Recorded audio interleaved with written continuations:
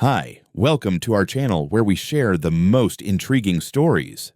I never thought buying a peaceful forest retreat would lead to catching a neighbor mid-sale of my own house. One fake listing, a forged HOA claim, and a punch later, I uncovered a twisted scheme that turned quiet suburbia into a battlefield. Welcome to the war over what's mine.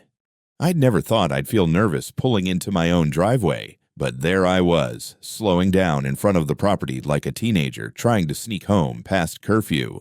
The pine trees flanking the gravel path swayed gently in the breeze, the mailbox still leaning at a slight angle, just as I'd left it. The house, my second home, stood silently in the clearing, dignified, secluded, and blissfully unaware of what was about to come its way. I killed the engine and sat in silence for a few moments, staring at the porch. This place was supposed to be my escape, my forest retreat. Instead, it was about to become something else entirely. I bought the property 4 months earlier. A quiet private sale, no public listings, no realtors, just me, a retired Air Force veteran named Hank with a love for bourbon and lawn flamingos, and a notary with a shaky signature. Hank had lived here for almost 30 years before deciding to move to Florida to die somewhere warmer. His words, not mine. The paperwork was flawless, the title was clean, and the land had never once belonged to any HOA, which was the cherry on top of my architectural sundae. I'd had enough of paint color codes and mailbox regulations back in San Diego.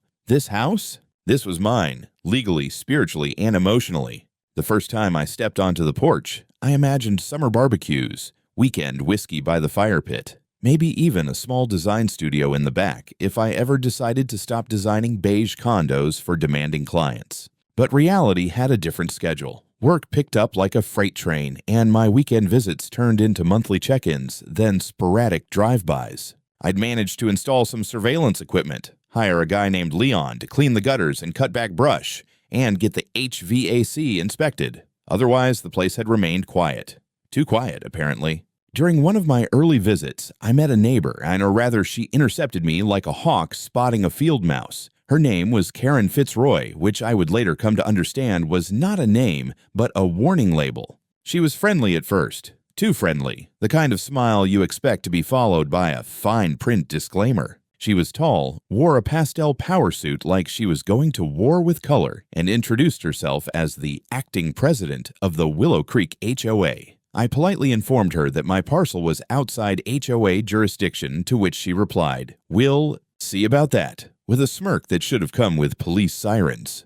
I didn't think much of it. HOA presidents are like raccoons, curious, territorial, occasionally dangerous, but mostly harmless if you don't leave food out. She asked who owned the house. I told her, I do. I bought it from Hank directly. She looked disappointed, as if she'd just realized I wasn't a lost tenant she could boss around. Before leaving, she asked for my contact number for neighborhood coordination. I gave her a burner Google Voice number I only use for spam signups. Something told me not to engage further. The next time I visited, about 6 weeks later, I noticed a few subtle changes. My mailbox had a flyer from the Willow Creek HOA welcoming new residents and offering a starter packet of rules, bylaws, and a cheerful reminder about mandatory dues. Cute. There was also a business card tucked under my front door, Karen again. This time with a handwritten note. We need to discuss the condition of the property. The house was fine. The lawn was natural, not unkempt. I hadn't yet added exterior lights or landscaping, but the structure was solid, windows intact, roof sound. No code violations, no mess, just quiet, like it was meant to be. I called Leon to make sure he hadn't skipped any cleanings or left tools out. He swore everything was fine and even texted me photos of the lawn and driveway from 2 days prior, neatly trimmed, brush cleared, porch swept, but still, something felt off. That kind of off where you start to wonder if someone's been snooping, counting how many days your car wasn't in the driveway. Then came the email from my friend Jasmine, a realtor in the area. "Hey Miles," she wrote. "Sorry if this is weird, but is your forest property up for sale? Saw something odd pop up on Zillow and thought I'd check with you first. Looks like your house. Same lot, same trees, but listed by someone named Karen." At first I thought it was a joke. Then she sent me the link. My stomach dropped like a stone through wet concrete. There it was. Photos of my house. Old ones, probably from before Hank moved out, with the heading, secluded opportunity, no HOA dues, instant equity, motivated seller, cash only. The listing agent was private seller, contact K, Fitzroy, and the asking price was 50 grand under what I paid Hank. I stared at the screen for a full minute, trying to process the sheer lunacy. Then I felt it, a very specific type of rage that only property owners know. The kind that says, "That's my goddamn house." I called Jasmine. "Don't do anything yet," I told her. "I'm flying out tonight." I packed in 10 minutes, grabbed every document I could find, the deed, the signed contract, notarized bill of sale, screenshots from the county registry, and booked a red-eye flight. As the plane took off, I stared out the window, fists clenched, thinking of Karen's smug smile. Something told me she had no idea what kind of storm she just invited into her little pastel kingdom. I didn't sleep much on the plane. It wasn't fear or anxiety keeping me up.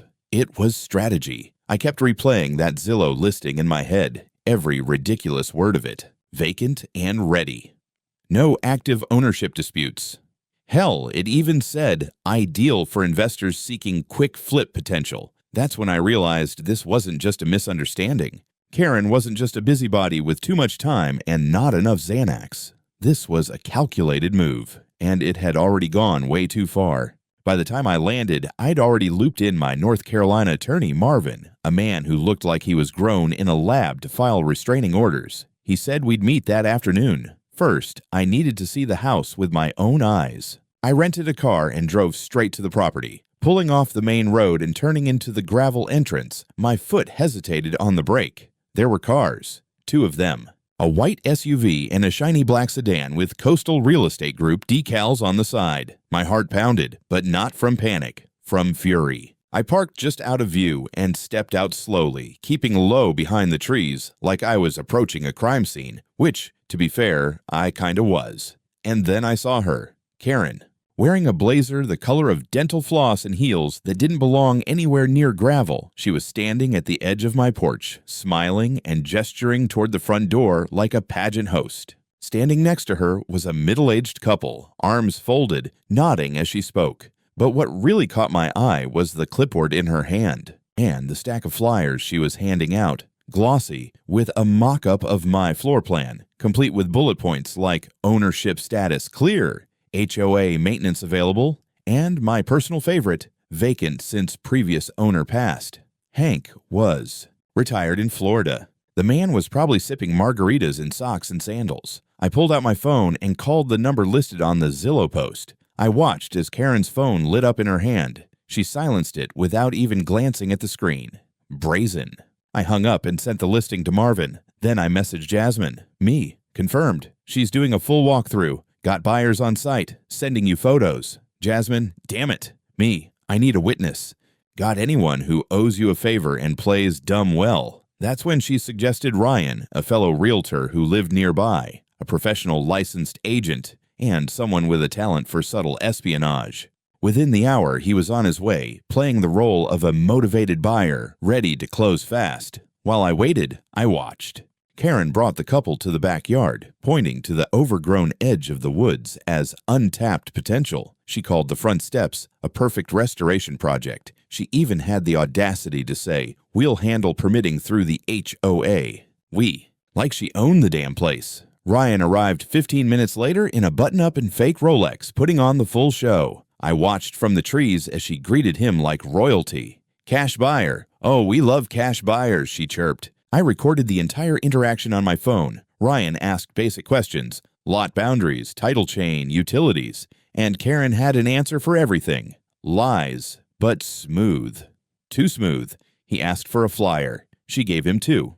He asked if there were any complications. She assured him there were absolutely none, and that the HOA would expedite everything. That's when he casually asked, "So what happened to the previous owner?" Karen didn't blink. "Passed away a few months ago. No heirs, no contesting parties. My jaw clenched so hard I thought I chipped a molar. I'd been alive and paying property taxes this whole time, and she had just declared me dead, with confidence. I'd seen real con artists in my industry. Karen wasn't a good one, but she was bold, and that made her dangerous. After Ryan wrapped up the walkthrough, he signaled me with a brief text. Got it all, smooth as hell. What now? I told him to wait nearby. I was going in. I walked out of the tree line and onto my driveway, slow and steady. Karen was still talking to the couple, who were clearly considering an offer. I could see them pointing toward the back lot, probably discussing pool placement or solar panels. I didn't say a word at first, just stood there, arms crossed, watching. It took her a full 10 seconds to notice me. When she did, her smile evaporated like sweat on asphalt.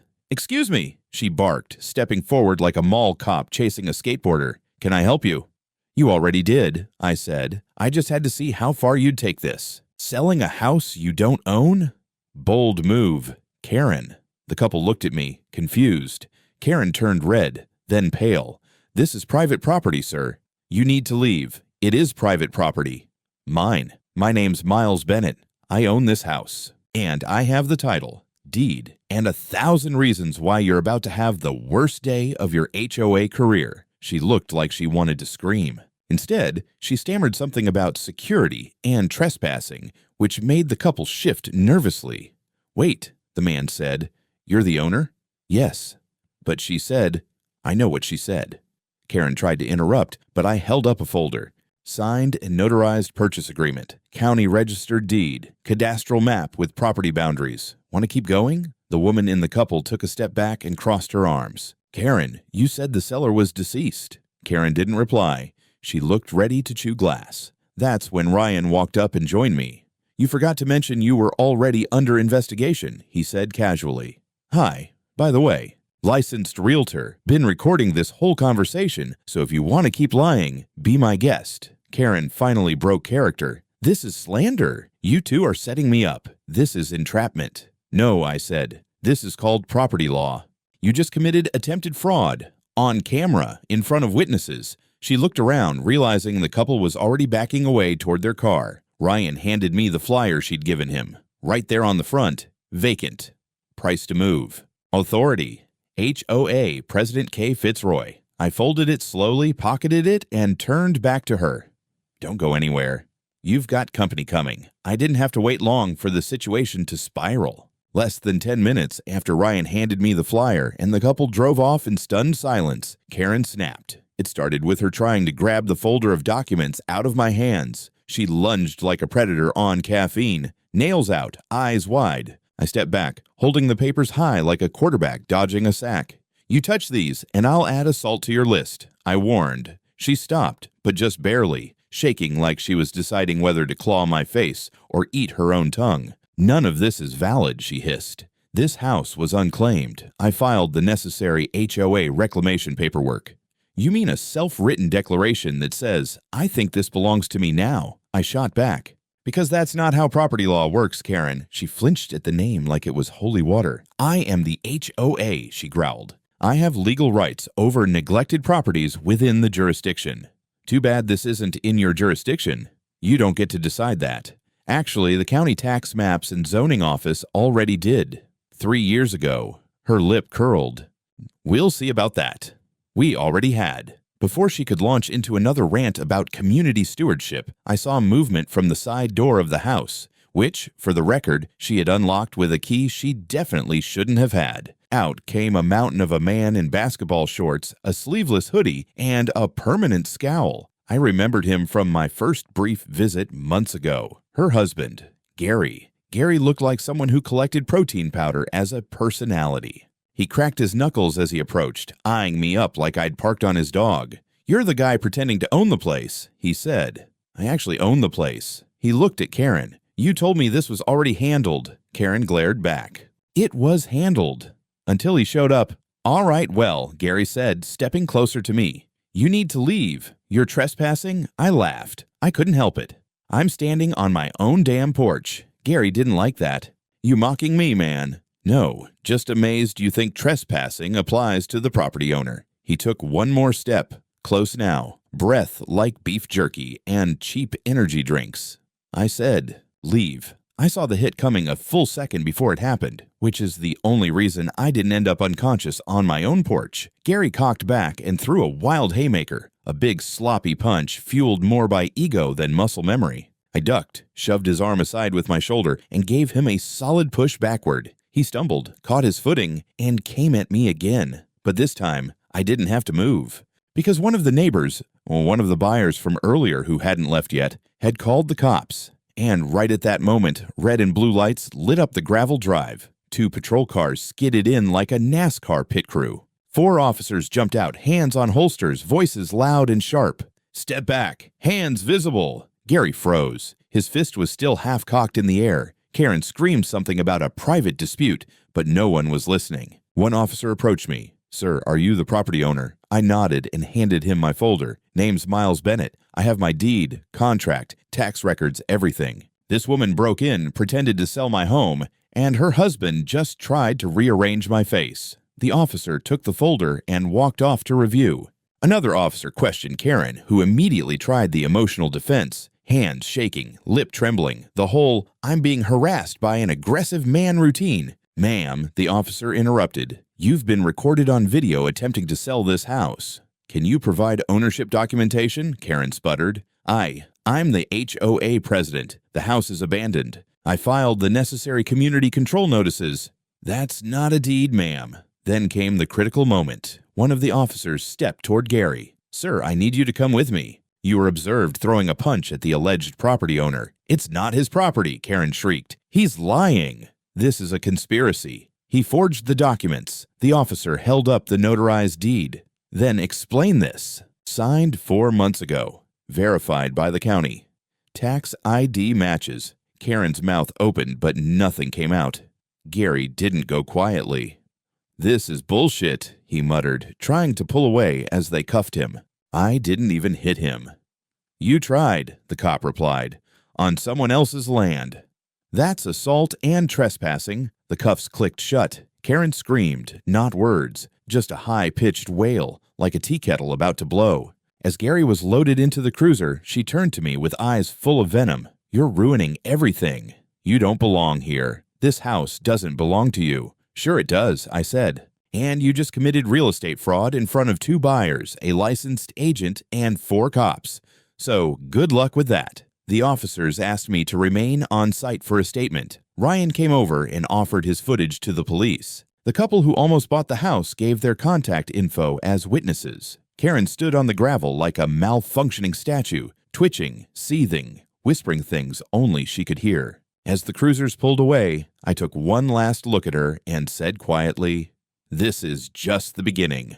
And it was. They let her go that day. That pissed me off more than I expected. Gary was still in cuffs when they drove him off, but Karen, she stood in the driveway, arms crossed like some Victorian ghost of failed real estate scams, and refused to move. The cops warned her not to re-enter the property, which she responded to with a glare so toxic I swear it scorched the grass. Still, they didn't arrest her.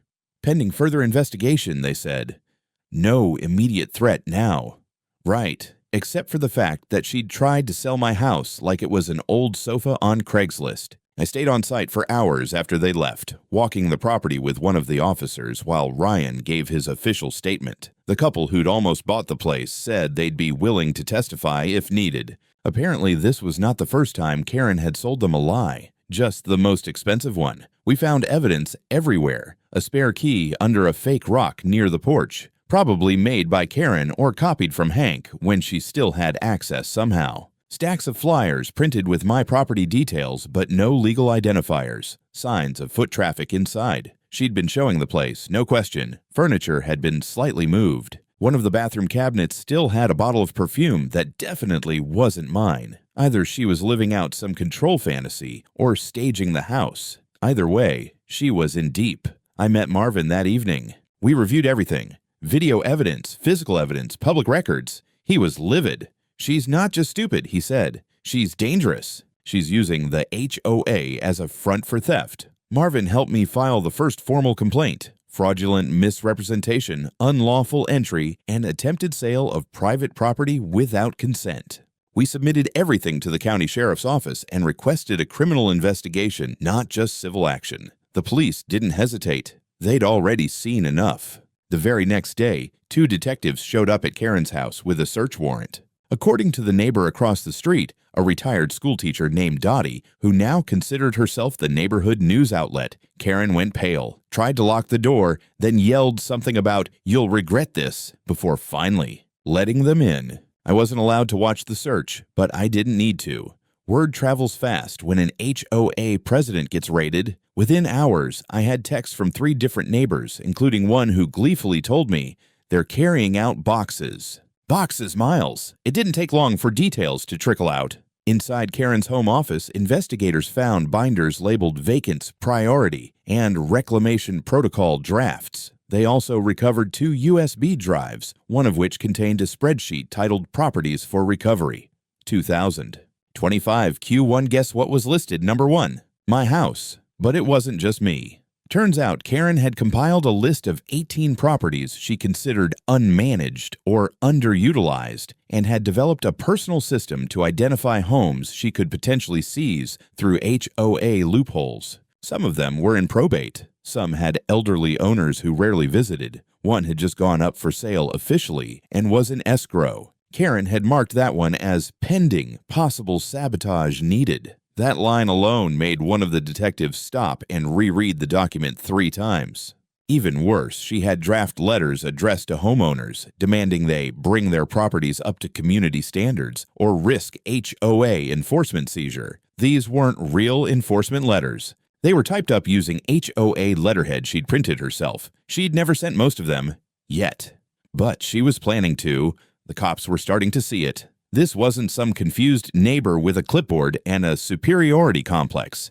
This was premeditated property fraud, a long game, and I just happened to catch her mid-swing. When questioned later that week, Karen invoked her favorite defense. I'm the HOA. These properties are under community oversight. The detectives asked her where in the bylaws that clause existed. She couldn't answer, because it didn't. Meanwhile, Marvin filed for a civil injunction. Karen was now legally barred from coming within 100 feet of my property. We posted a temporary restraining order on the front gate in case she got ideas. The local news caught wind. First, it was a blurb on the community Facebook group, then a brief segment on the local ABC affiliate. HOA president investigated for property scam, it read, with a blurry photo of Karen trying to hide her face behind a clipboard as she entered the sheriff's office. The cherry on top, Hank, the original owner, saw the report and called me from Florida. Saw your name on the news, he said. Looks like the old witch finally snapped. I always knew she had it in her. We recorded a full statement from Hank, notarized and time-stamped. He detailed the sale, the date, the private nature of the transaction, and the fact that Karen had never been involved or even invited onto the property during his ownership. It was gold. By the end of the week, Karen was no longer smiling in public. Neighbors stopped waving at her. Her once-weekly HOA patrols ceased. The board started talking about calling an emergency vote to remove her. They couldn't do it officially yet, but the momentum was shifting. For the first time, she looked alone, and something told me she wasn't done fighting. If Karen had any sense of self-preservation left, she didn't show it. A few days after the search of her house, I got a call from Marvin. His voice was calmer than usual, which meant he was either furious or very confident. With Marvin, it was a fine line. You're going to want to come downtown, he said. The sheriff's office wants you in on a formal fraud complaint. And there's something else. That something else turned out to be a PDF. 32 pages of email threads between Karen and a supposed legal advisor named P. James the Freer stared at the name, then at the email domain. Not a law firm, not even a Gmail. It was a burner account, probably created in a library. And then it clicked. This is entrapment, I said, smiling. Marvin grinned back. Legally speaking, it's a sting. Turns out P. James was no attorney. He was an undercover asset working with the district attorney's office. They'd been monitoring Karen's actions for months, suspecting her of coercive tactics and illegal HOA overreach. The messages were pure poison. Karen talking openly about how absentee properties weaken neighborhood value, how official transfer isn't always necessary if perception is handled correctly, and, worst of all, if the deed holder hasn't been physically present in months, there's an opening. She even attached her own checklist. House unoccupied. Landscaping neglected. No visible maintenance. -HOA claim filed. Pending. Risk of owner returning. Unlikely. Based on silence. That last one made Marvin chuckle. You have an alibi of silence. I was officially listed as the primary victim in the complaint. The sheriff's office filed criminal charges against Karen for attempted real estate fraud, forgery of HOA authority, false representation of ownership, and criminal trespass. Gary, still out on bail, was also named in a separate assault and obstruction case. His trial was expected to be quick and quiet. Karen's, not so much. The civil suit came next. Marvin filed a multi-count action, not just for damages, but for punitive consequences. The basis: malicious intent, long-term planning, and psychological harm. That last part wasn't fluff. Marvin insisted I see a licensed therapist and get a statement confirming how the situation impacted my professional life, financial stability, and emotional well-being. "You're not milking it," he said. "You're documenting impact." That's what they don't expect from victims. Organization. Meanwhile, the HOA board finally moved. Under community pressure and in light of the criminal charges, they called a special meeting. According to the bylaws, if a president is under active investigation for actions that potentially violate state or federal law, they can be suspended by a 2/3 vote. It passed. Karen was suspended pending legal outcome. Her name was stripped from the HOA website, her email access revoked, her keys to the office changed. They didn't publicly announce it, but word spread fast. HOA members whispered in parking lots and exchanged texts like they were dealing with national security. One neighbor, a guy named Kent who once threatened to sue over a mailbox height dispute, sent me a handwritten note. "Never thought I'd say this." It read, "But good damn job." She was a menace. Then came the interview request. A local news anchor, WNCR Channel 12, wanted to cover the story in full. They'd seen the police reports, the civil filing, and even tracked down Hank in Florida, who gleefully confirmed his side on camera. "I told her once to stay out of my business," he said, sipping from a tiki glass. Guess she didn't listen. They asked if I'd speak. I agreed, but only if the interview was done on site. I wanted the world to see the house, my house, the way it was supposed to be, calm, honest, and not for damn sale. The news crew showed up the next morning. As they prepped the camera, I stood on the porch, the same one Karen tried to sell out from under me, and smiled. "Tell us what happened," the reporter asked. I did. I told them about Hank, the quiet deal, the privacy. I told them about the Zillow listing, the fake showings, the punch from Gary, the meltdown in the driveway. I left out no names, no details. When they asked me what I thought motivated her, I said, power. Or at least the illusion of it. She thought she could declare ownership with confidence and paperwork nobody would question. But she forgot one thing. What's that? That the law doesn't care how confident you sound, just how stupid your actions are. The piece aired that night. It wasn't national, but it was viral enough. Social media picked it up. Reddit exploded. Memes were made. My favorite, a screenshot of Karen mid-yell with the caption, "When you realize the vacant house is owned by someone with better lawyers than you."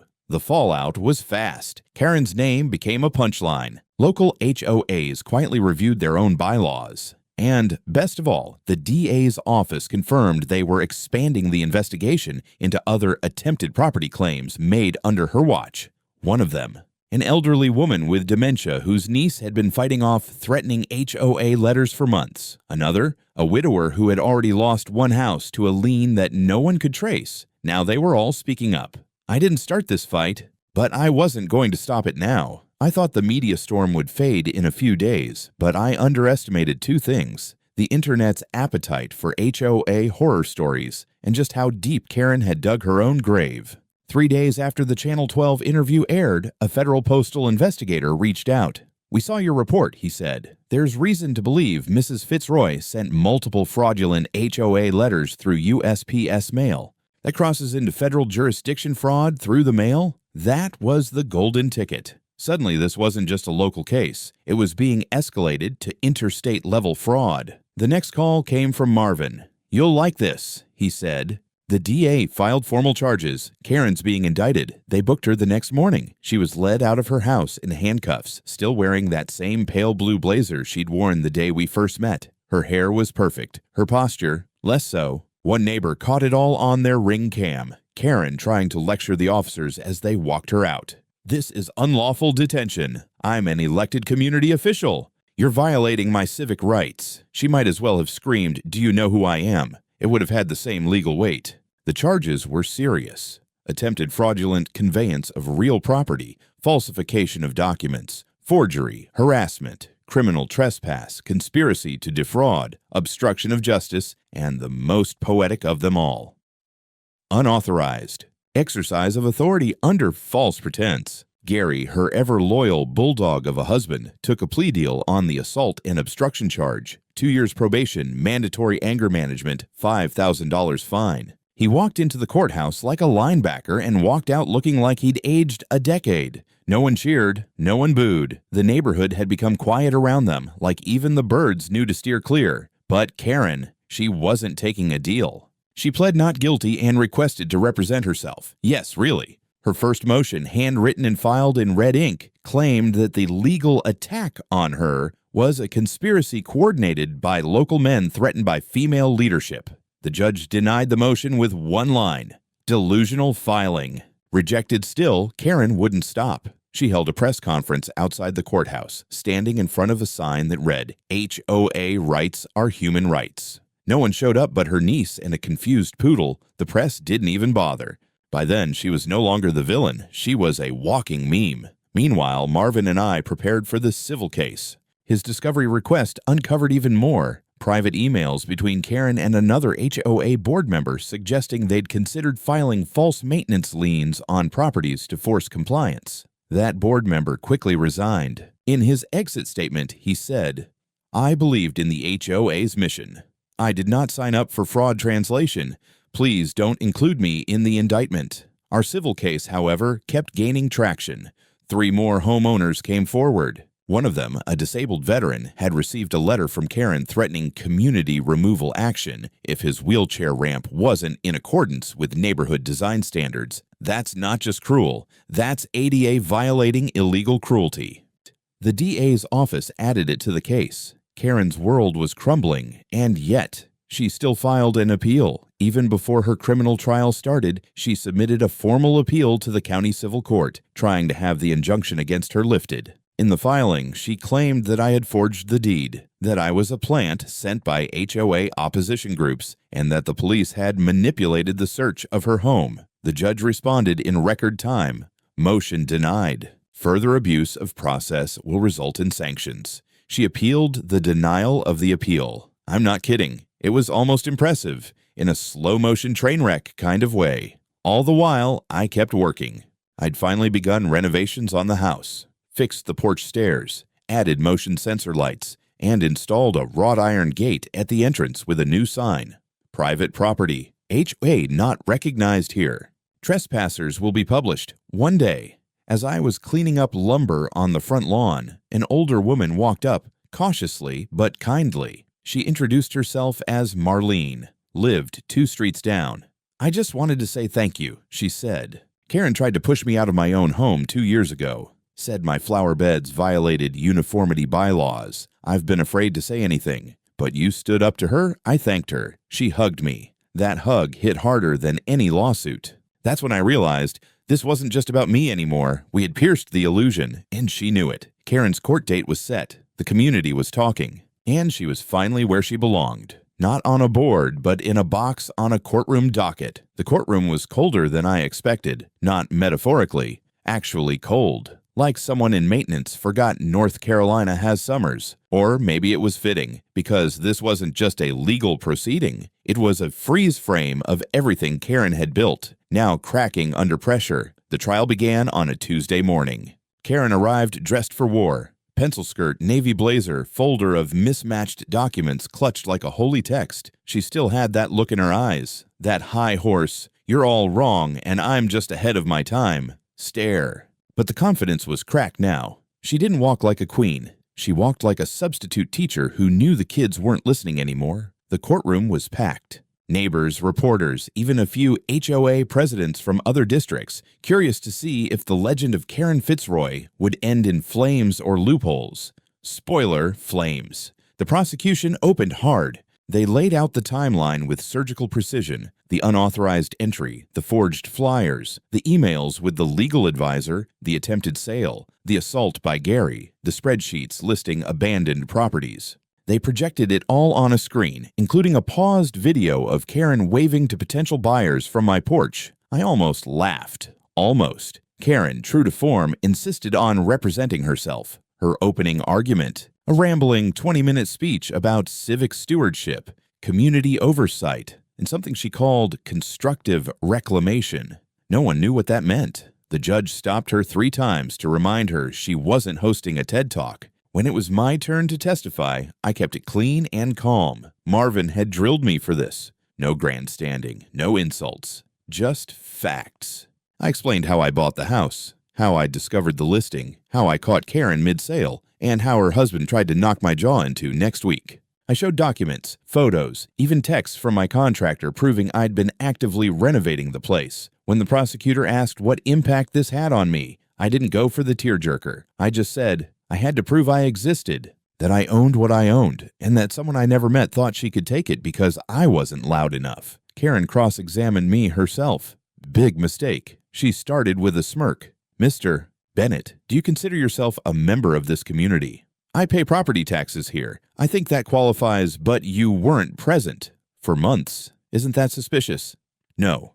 It's called owning a weekend home, not a timeshare in a dictatorship. She tried to trap me on semantics. I answered plainly. Eventually, the judge cut her off and told her to sit down. She didn't. Not right away. That cost her a contempt warning.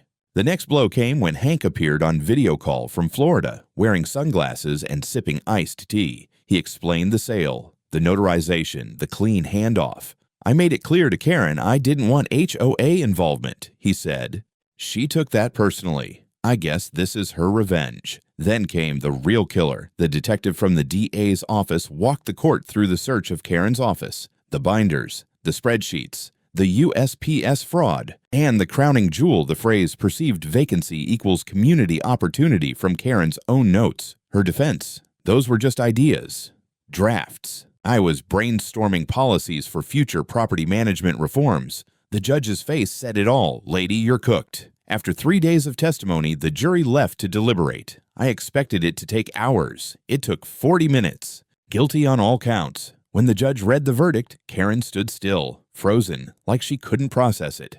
Then she tried one last Hail Mary, a tearful monologue about being misunderstood, serving the community, and needing leniency because she only acted to protect neighborhood value. The judge listened, then leaned forward. Mrs. Fitzroy, you abused your position. You forged authority. You targeted the elderly, the vulnerable, and those you thought wouldn't fight back. That's not stewardship. That's predation. You are sentenced to 13 years in state prison with eligibility for parole after 8, assuming good behavior, which, based on your file, I doubt. There was no applause, no cheers, just silence, except for one sound, the click of cuffs. Gary wasn't in the courtroom. Rumor was he'd moved out 2 weeks earlier, filed for separation. I didn't blame him. As they walked Karen out, she turned and looked at me. You destroyed me, she whispered. No, I said. You did that yourself. It's been 6 months since the trial. The forest around the house has started turning golden, the leaves crisp underfoot, the kind of sound that reminds you you're alive and present. I walk the property every morning now, coffee in hand, boots crunching the gravel path. There's a peace here that wasn't possible before, a peace I earned. The sign's still at the gate. Private property. Not for sale. Not now. Not ever. Even if Karen says so, people laugh when they see it. But it's not just a joke. It's a reminder that even in the most manicured neighborhoods, even behind the neat hedges and white fences, there are people like Karen, people who believe they are owed control. That silence equals surrender. That paperwork equals power. Not anymore. After the trial, the Willow Creek HOA board was placed under temporary administrative control by a court-appointed manager. They reviewed every policy, every enforcement action taken in the last 5 years. 3 other board members resigned. A full forensic audit was launched into HOA finances. Guess who hadn't been paying dues herself for 2 years? Yup, Karen. I received a formal apology from the interim board. They offered to reconsider the property's eligibility for HOA inclusion in the future. I laughed and told them if they ever so much as mailed me a newsletter, I'd frame it and sue it. The news story spread further than I imagined. First regional, then national. I was interviewed on 2 podcasts, invited to a panel on HOA reform, and even contacted by a documentary producer pitching a series on neighborhood tyrants. I passed. Though I did sell the story rights. Might as well get something out of the madness. More importantly, other people started speaking up. After the verdict, at least 9 homeowners from 3 different counties filed complaints against their own HOA presidents. Inspired by what happened here, that's how real change starts. Not with lawyers, with neighbors finding their voice. As for Karen, she's currently serving time at the Raleigh Correctional Facility. Word is she tried to start a housing standards committee in there. That lasted about a week. Apparently, prison doesn't care if your cell is aesthetically inconsistent. I heard from Gary once. A single envelope, no return address. Inside was a folded photo of Karen at a 4th of July block party years ago, smiling with a clipboard and lemonade. On the back, he'd written, "She used to be a good person." I think she just forgot how to lose. I didn't respond, but I kept the photo. Not out of sentiment, out of warning. People like her start small. A complaint here, a rule there. Then one day, they think they can take what isn't theirs because no one's watching. Because the system makes them believe they're untouchable. So I built a system of my own. Now, on weekends, I run a small online group for new homeowners, folks buying rural property, off-grid spots, cabins, even abandoned places. We walk through red flags, deed research, how to file protective notices, what HOA language to avoid. The first post is always the same. The moment you buy your house, someone will assume it belongs to them. Be ready. That's the legacy I chose. Not revenge, not headlines, protection, the kind I didn't have, the kind Karen will never take from anyone again.